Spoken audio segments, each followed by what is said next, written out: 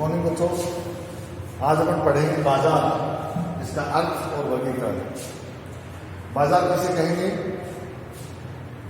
देखिए, सामान्य बोलचाल की भाषा में बाजार वह स्थान है जहां क्रेता एवं विक्रेता किसी वस्तु विशेष या किसी वस्तु या सेवा के लिए क्रय और विक्रय करने के लिए एकत्र होते हैं। ये एक सामान्य परिभाषा है। बाजार किसे कहेंगे? जहां क्रेता और विक्रेता दोनों एकत्र होते हों, किसी वस्तु अथवा सेवा का क्रय विक्रय किया जाता हो, उसे हम बाजार कहेंगे। लेकिन ये परिभाषा बहुत संकीर्ण हो जाएगी। वाइड रूप से आजकल जरूरी नहीं है कि किसी एक ही स्थान पे क्रेता विक्रेता एकत्रित हो, जरूरी नहीं है। आप अपने घर बैठे भी कोई सामान खरीद सकते हैं, विक्रेता भी अपने घर बैठे सामान आपको बेच सकता है।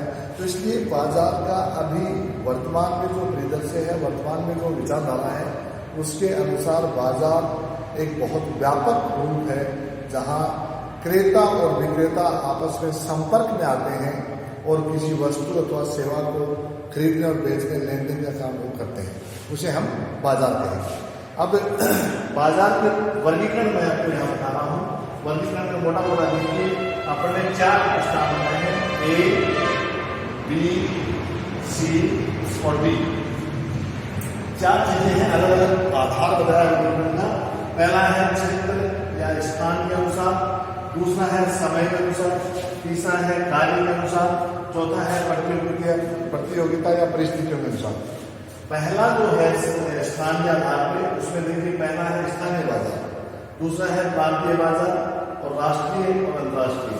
तो स्थानीय बाजार का मतलब ये हुआ मोटे मोटे रूप में कि ऐसा बाजार जो एक स्थान विशेष से ही संबंधित हो, यानी वस्तुओं का क्रय विक्रय एक स्थान विशेष पर ही क्रय विक्रय किया जाता हो, उसे हम स्थानीय बाजार कहेंगे। जैसे कुछ जयपुर का बाजार है, जयपुर में लगता है, तो उसे हम एक स्थानीय बाजार हम कहेंगे। यानी एक स्थान विशेष पर जो बाजार लगता हो या जहां क्रेता और विक्रेता आपस में संपर्क में आकर के अपनी वस्तुएं खरीदने और बेचने का काम करते होंगे, वहां स्थानीय बाजार उसको हम कहेंगे। प्रांतीय बाजार यानी जहां वस्तुओं का क्रय विक्रय एक प्रांत यानी एक राज्य, एक स्टेट के सीमाओं के अंदर ही अगर किसी वस्तु का क्रय विक्रय किया जाता हो, तो उसे हम कहेंगे प्रांतीय बाजार। राष्ट्रीय बाजार किसे कहेंगे? जो एक राष्ट्र की सीमाओं में ही किसी वस्तु का क्रय विक्रय किया जा सकता हो, उसे हम राष्ट्रीय बाजार कहेंगे। और अंतर्राष्ट्रीय बाजार का मतलब यह हो गया कि जब संपूर्ण विश्व में किसी वस्तु को बेचने और खरीदने का काम करते हों ग्राहक और विक्रेता, क्रेता और विक्रेता दोनों आपस में संपर्क में आते हों अंतर्राष्ट्रीय स्तर पर, उसे हम अंतर्राष्ट्रीय बाजार कहेंगे। तो इसको थोड़ा सा इस रूप में याद करने के हिसाब से इस रूप में देखिए बच्चों, स्थानीय यानी आपकी लोकल जो बाजार है उसको स्थानीय बाजार कहेंगे। अब इसके ऊपर चले जाइए आप स्टेट लेवल पे, जब एक राज्य की सीमाओं में कोई बाजार हो किसी वस्तु विशेष का क्रय विक्रय करने के लिए क्रेता और विक्रेता आपस में संपर्क में आते हों, उसे हम कहेंगे प्रांतीय बाजार।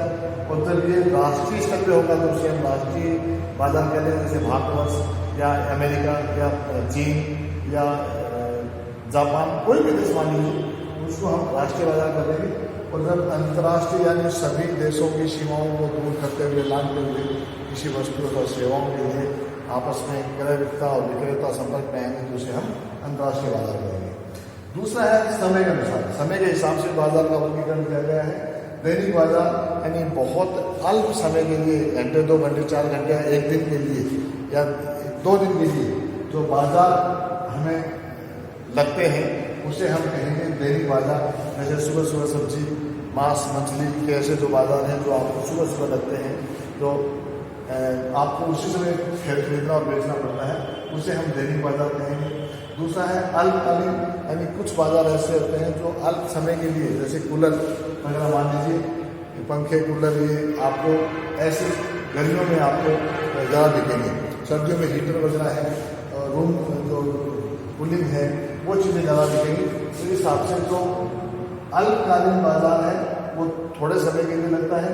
दीर्घकालीन, एक चीज और देखिए, अल्पकालीन बाजार, दैनिक बाजार में जितनी वस्तुएं आपके पास पूर्ति के रूप में हैं, उन्हीं वस्तुओं को बेचना संभव होगा और नई पूर्ति उसमें संभव नहीं होगी। इसका मतलब ये हुआ कि उसमें वस्तु की मांग के आधार पर उसकी कीमत इस प्रकार से निर्धारित होगी कि ज़्यादा मांग हो जाएगी तो वस्तु की कीमत बढ़ जाएगी, मांग कम होगी तो वस्तु की कीमत कम हो जाएगी। अर्थात मैं ये कहूँ कि इसमें जो पूर्ति है वो स्थिर है, उसमें कोई ज़्यादा परिवर्तन नहीं हो सकता। अल्पकालीन बाजार में पूर्ति में थोड़ा बहुत परिवर्तन हो सकता है, ज़्यादा परिवर्तन नहीं हो सकता, और पूर्ति में अल्पकालीन परिवर्तन के आधार पर ही इसके मूल्य का निर्धारण होता है।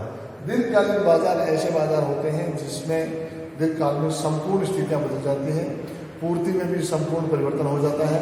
तो इसलिए ये बाजार दीर्घकालीन बाजार है, ये इसमें पूर्ति है वो बदलती रहती है, मांग के हिसाब से पूर्ति का परिवर्तन होता रहता है।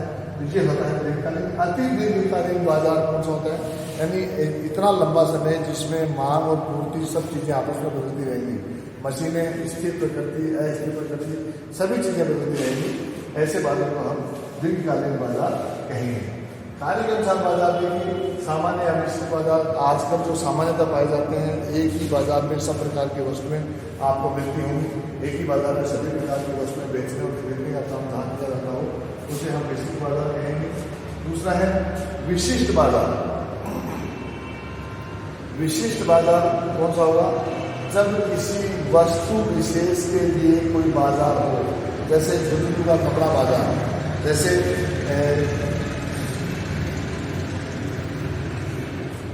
कोई ऐसी वस्तु का पर्टिकुलर बाजार, जैसे अनाज मंडी जहाँ अनाज का खरीदना बेचान किया जाता है, तो ऐसे बाजार को हम विशिष्ट बाजार कहेंगे। जो बाजार किसी वस्तु विशेष के क्रय विक्रय के लिए ही किए जाते हैं, सस्ते हैं किए जाते हैं, उसे हम विशिष्ट बाजार कहेंगे। तीसरा है नमूनों के द्वारा बाजार। आजकल बाजार में एक नई ट्रेंड और चल रही है, वस्तुओं को मूल रूप से रखने में बहुत ज़्यादा जगह है, उसको घेरते हैं, बहुत ज़्यादा स्पेस की आवश्यकता होती है, ज़्यादा मेहनत करनी पड़ती है, इसलिए आजकल नमूने रखते हैं, आपके सामने नमूने रखती है कि ये आपको नमूने पड़े हैं, आप उन नमूने के आधार पर अपनी कोई वस्तु का सौदा कर सकते हैं। आप छांट दीजिए, आपको किस प्रकार की क्वालिटी जो नमूने हैं उसमें से आप छांट दीजिए, आपको उसी क्वालिटी का सामान माल मिल जाएगा। कपड़े में भी जैसे आपने छोटे छोटे एक कर्टन जैसे सजा के रखते हैं, नमूना है, आप उसमें से सिलेक्ट कीजिए, सिलेक्ट करने के बाद अपना ऑर्डर दीजिए और आपके पास माल पहुँच जाएगा। तो नमूने के आधार पर बाजार में केवल वस्तु का मूल रूप से फिजिकल रूप से गोदाम के रूप में उपस्थित न होकर के केवल उनके नमूने रखे जाते हैं, उन्हीं के आधार पर बाजार में क्रेता है वो अपनी वस्तु पसंद करते हैं और माल का ऑर्डर देते हैं। तीसरा है, चौथा है श्रेणी के आधार पर। श्रेणी के आधार पर मतलब ये हो गया कि कुछ वस्तुएं ऐसी होती हैं जिनकी विभिन्न श्रेणियाँ होती हैं।